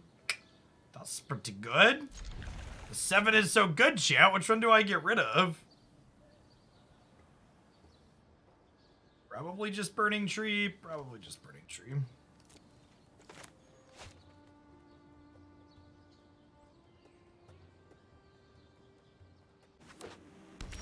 The Golos deck was a control deck. Kinda. It was a combo control deck. It's a little different.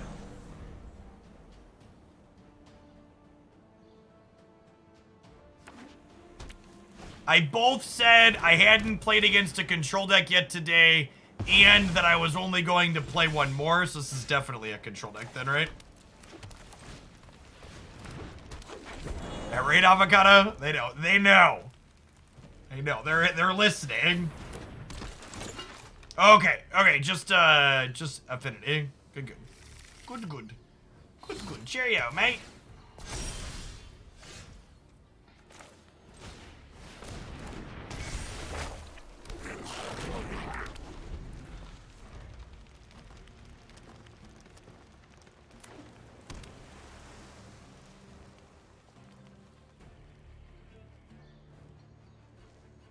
They do have a bunch of 1-mana mana leaks in their deck, which is a pretty solid disruption.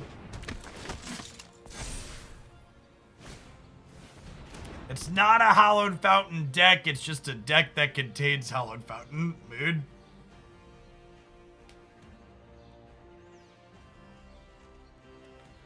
Their bridge is indestructible, so we can't Stone Rain them.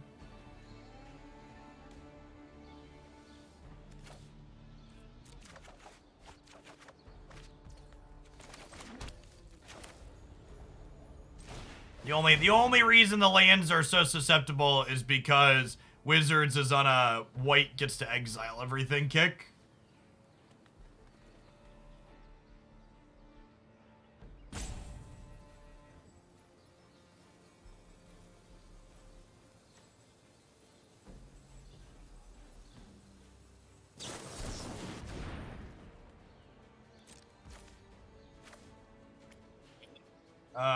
Yes.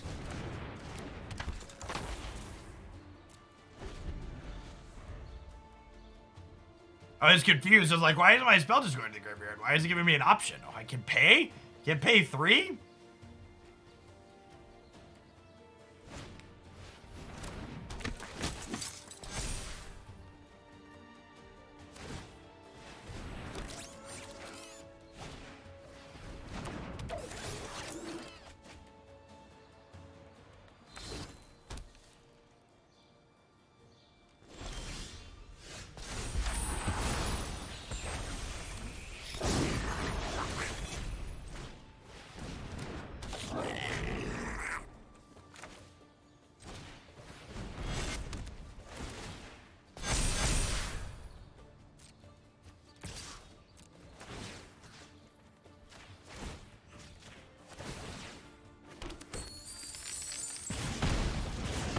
I mean, we're kind of in an okay spot here now, right? Like, we have Boseiju to clean something out later. We have Reflection with Rage Forger set up here. We have the Harmonic Prodigy in play as well.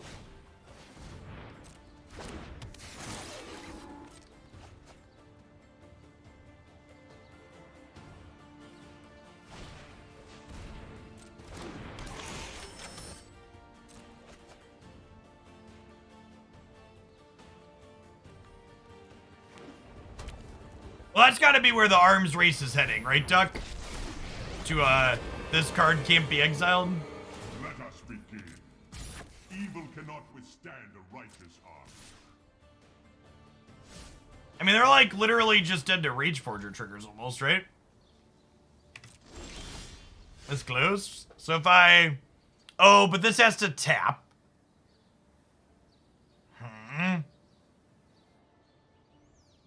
Did I give him a turn?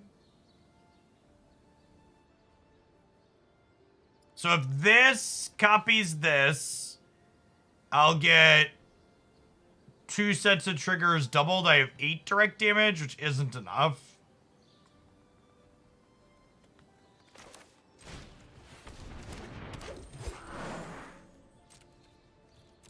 So Super Exile puts things into the absolutely freaking forever removed from the game zone. Kids these days not knowing about AWOL. Say hello to my little friend.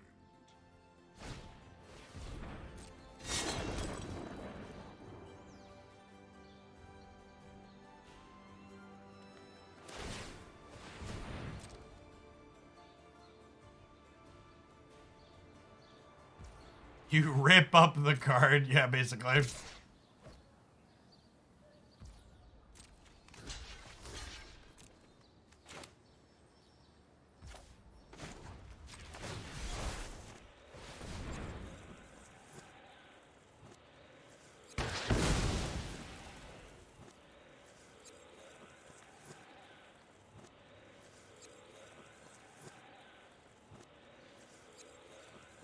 Yeah, the card instructs won't matter here, though, because we're going to have triple Rage Forger next turn.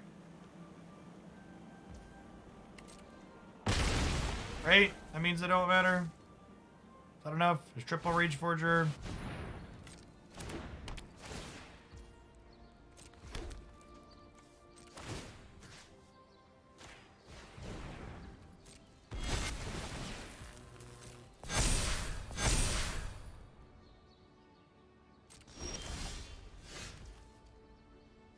So I copy this, and then I get 1, 2, 3, 3 times doubled. I think that's lethal.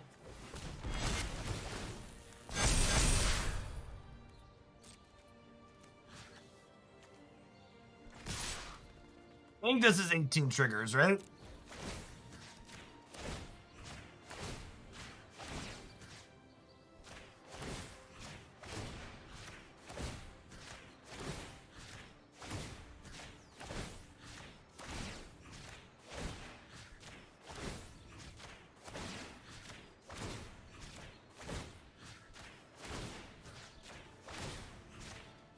Quick maths.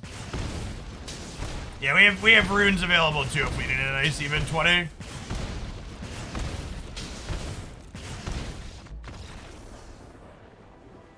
You won't like him when he's angry, chat. You won't like him when he's angry. All right, let's remember to bring in our Reclamation Sage. Trim the Faceless Agent.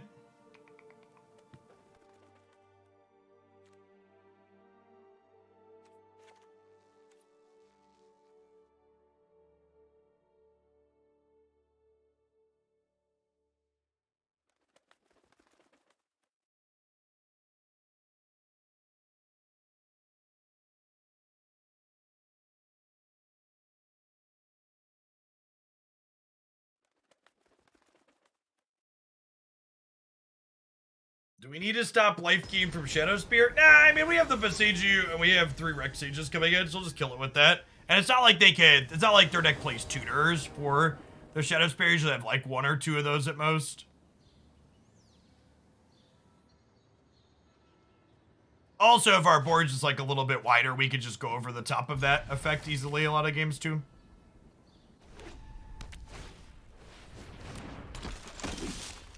I will say I do enjoy playing a deck that largely gets to ignore Esper Sentinel.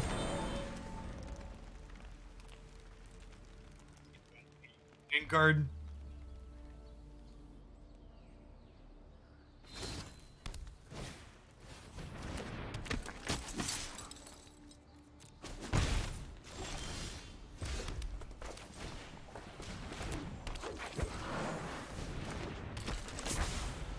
Okay. So this.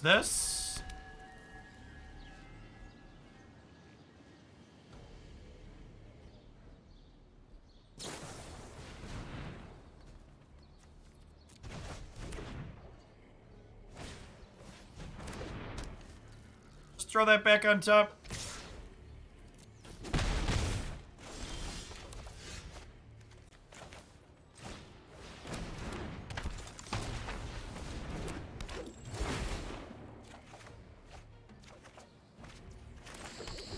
Okay. They wanted to attack Tumos. They chose to let us redraw it sooner for pushing 2 points of damage. Which I can see that going either way. It depends on what their hand looks like.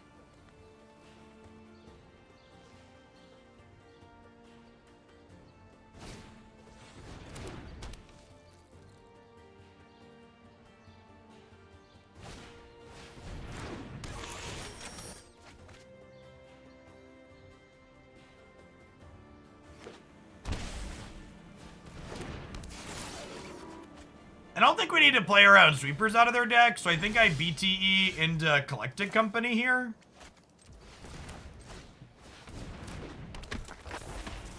I also think the Affinity deck is kind of medium.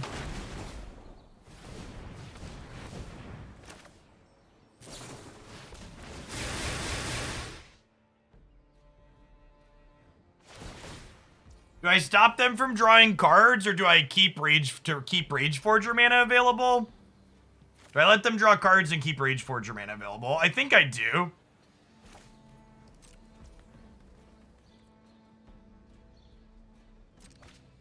After cards.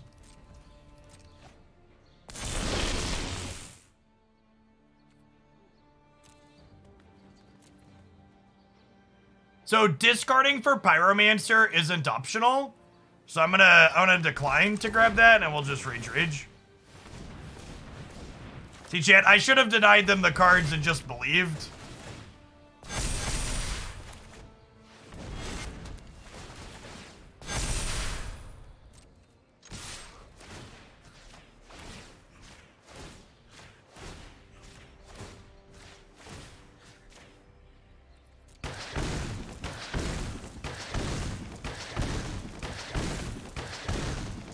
Unless they're about to sweep our board, we should be done here.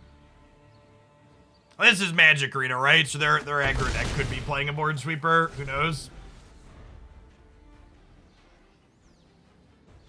All right, got him. Yeah, this deck got solid upgrade. You know, in addition to Phoenix, which was a difficult to impossible matchup from this deck, largely getting pushed out of the format by the nerfs. Nobody's really playing that anymore after Unholy Heat's gone the way of the dodo. Getting another elf is great.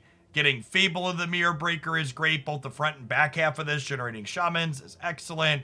Rageforger with Harmonic Prodigy still does silly things. If you're looking for a do-the-thing aggro combo deck in Historic, seems like a fine choice. Aren't that many rares in this deck either, right? I guess you need Mythics for Pyromancer and then a mana base. Harmonic Prodigy is kind of a medium rare. It's like eight crafts that are like kind of on the fence cards. This goes into a few things in Historic. I think this is a fine craft if you're playing this format in general. All right, let's snap a lap for a little bit, huh?